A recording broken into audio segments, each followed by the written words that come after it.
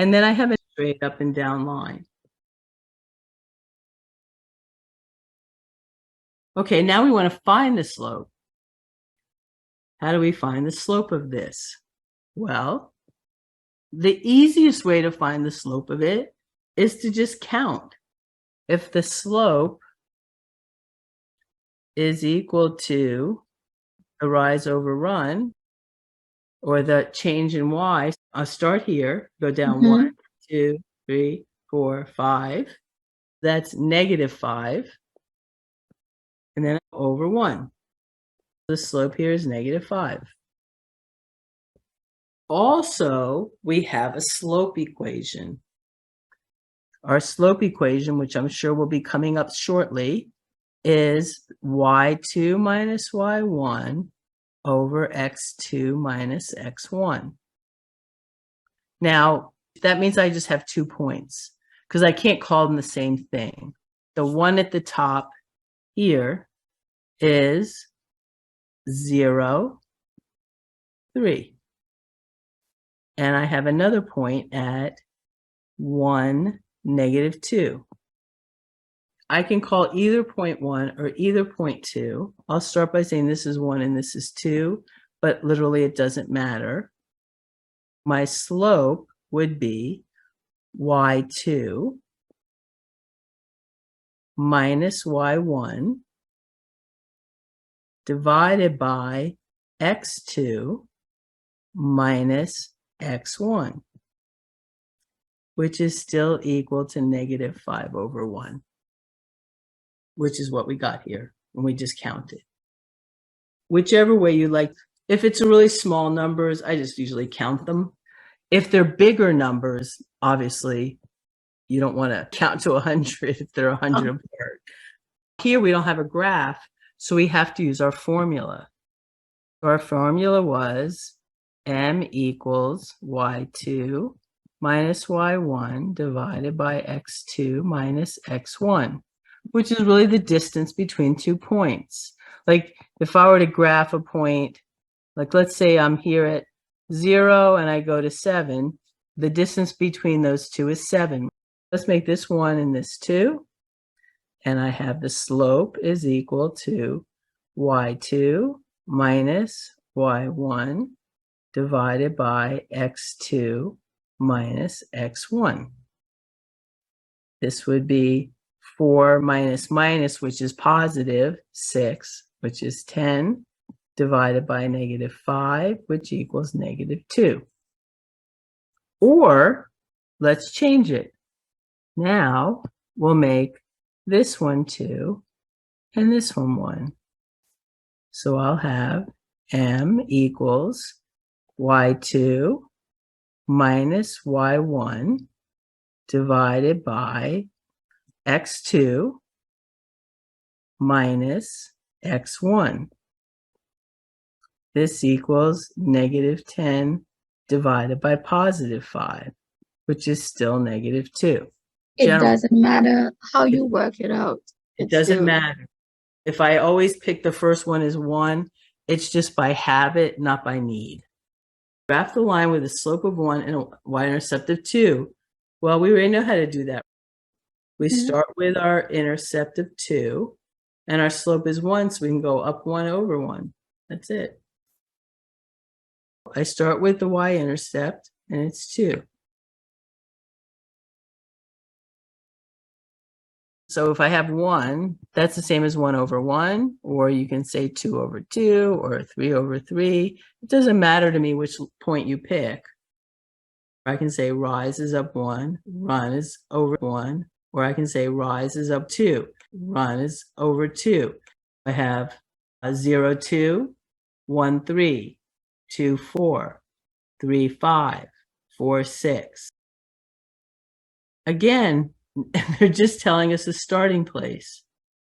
I'm starting here at -4, -2. And the slope is 2/3, which means I go up 2 and over 3, right? It doesn't matter where I start. I start wherever I start. But then from there, I put my slope. Okay, so if I start again, I start with the point. Remember, I have to have a starting place. So I go to -4, -2. That's my start. So that's my starting dot. Yes. And then the slope is the rise. So I'm going up 2 over the across 3. 1, 2, 3. There's Okay. another dot. And then the rest of the line just goes. We have a couple of different forms of equations of lines. The first one we learned is y equals mx plus b, and we call this slope intercept form. Why do we call it that? Because we have the slope and the y-intercept. We also have standard form. Standard form is ax plus by equals c, where it says they're all integers and a is greater than 0. Integers means whole numbers. You can't have fractions. And also, a has got to be positive. That's very important. And we'll do it. I'll show you. And we have a third one we haven't talked about yet, but I'll put it here. And it's called point slope. This means I know a point and the slope. I might as well put it in this form. If I have the slope and the y-intercept, I might as well put it in the first form. The third one would be y minus y1 equals m times x minus x1. The point I know is x1, y1, because x and y are still variables, but I do know x1 and y1.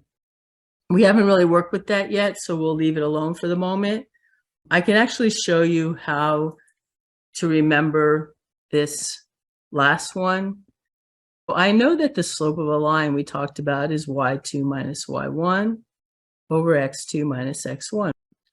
Well, what happens if I multiply both sides by x2 minus x1? Doesn't this cancel this? What am I left with? I'm just going to rearrange this to m times x2 minus x1 equals y2 minus y1. But I only know one point. The other one I have to find. So let's just erase that and erase that. And we end up with our point slope form. I just reversed the order. This is the same as y minus y1 equals m times x minus x1. Let's start. I have y equals 3x plus 4. Well, I'm going to subtract 3x from both sides, aren't I? Because I have to get the x's and y's on the same side. That's what that says here, right here at the top. So I get minus 3x plus y equals 4. We have to make sure that this is in the right form. It says integers for a, b, c. Well, those are all integers because a is -3, b is 1, and c is 4. All those are integers. I got the first part with a greater than 0. I don't have that part, do I? A is -3. I am going to multiply both sides by -1.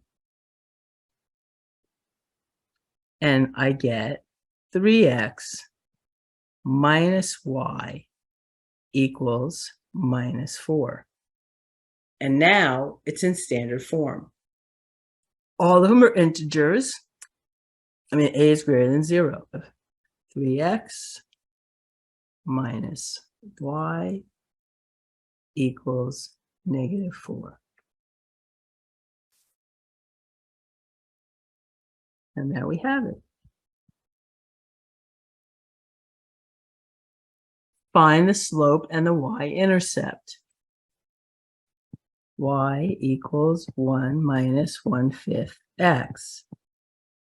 The slope is always in front of the x value. We just need to change the order, and now here's the slope.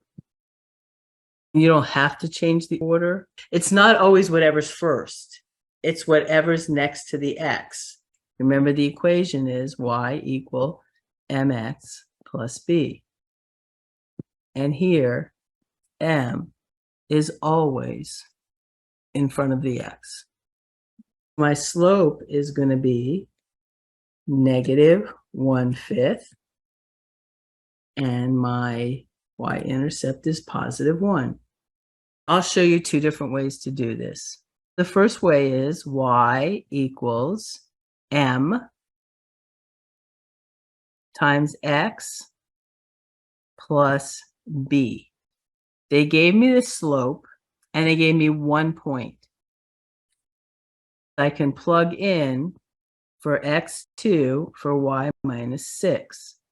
I have minus 6 equals minus 1/2 times 2 plus b. Negative 6 equals negative 1 plus b. I add 1 to both sides. I get negative 5 equals b. I know my equation. Y equals negative 1/2 x minus 5. Another way we can do it, and you can choose, is we have that point slope y minus 6. Y minus y1 equals m times x minus x1. Y plus 6 equals negative 1/2 x plus 1. Negative times negative is positive. 2 over 2 is 1. I can subtract 6 from both sides, and I have y equals negative 1/2 minus 5. But look, it doesn't matter how I do it. Same answer. Yes, exactly. I think we might have to put parentheses around this, because without the parentheses, it looks like the x is times 2, but it's not. It's times negative 1/2. I forgot my x here.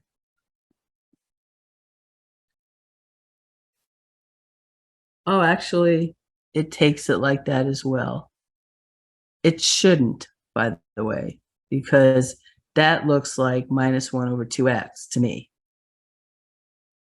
We have a line passes that point and has a slope of negative 1/7. Since I have a point and the slope, I can use point slope, which is exactly what they're saying. Write the equation in point slope.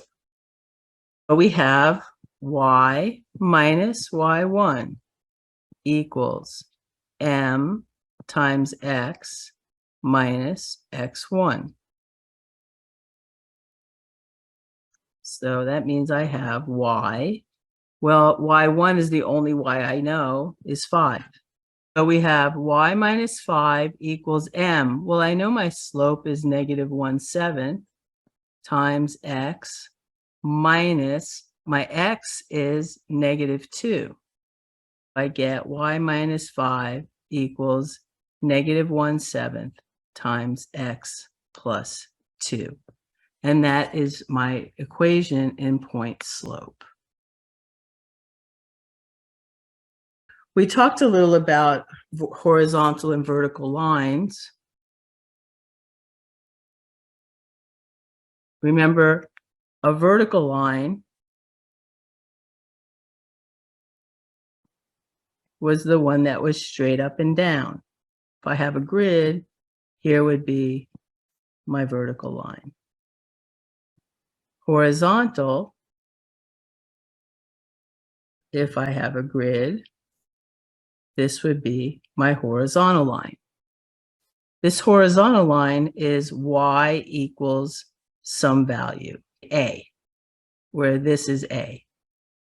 And here this is x equals b, where it crosses the axis, it's b. If I want a vertical line, I want x equals, and it would be 1.